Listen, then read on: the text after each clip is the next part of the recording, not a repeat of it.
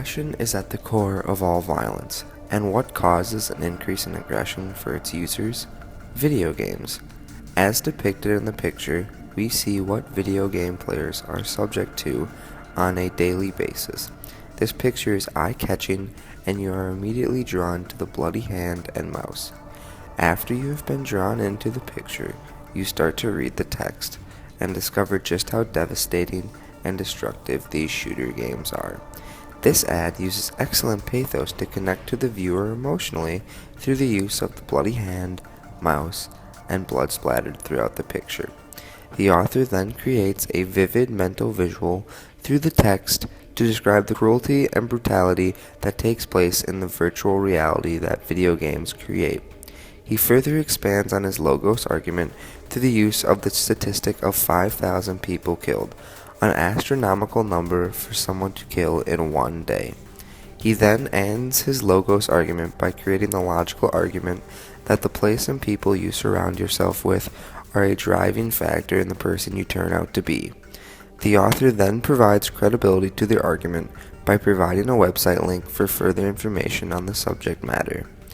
The author then leaves the lasting image of destroying a child's brain by having a bullet hole and blood splattering out from a child's head at the end of his paragraph.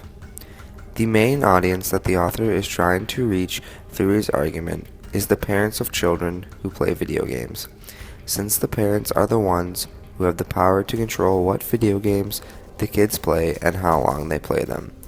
By appealing to them, he can limit the amount of harmful video games played.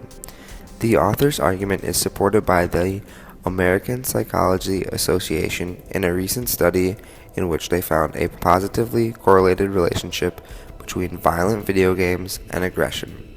They also found a negatively correlated relationship between violent video games and empathy and sensitivity to aggression. With all the potential drawbacks of violent video games, it is apparent that we need a solution to protect innocent young children from turning into violent, crazy psychopaths. The researchers from the APA who conducted the experiment suggested having a more defined rating system in regards to violence in video games. I completely agree with this statement, but I would also take it a step further and initiate an age restriction on the video game platform as well, because video game violence is not nearly as damaging or influential on adults. So if we keep the violent video games away from the children, they won't become aggressive criminals, and adults who appreciate and enjoy the games can still be allowed to play them.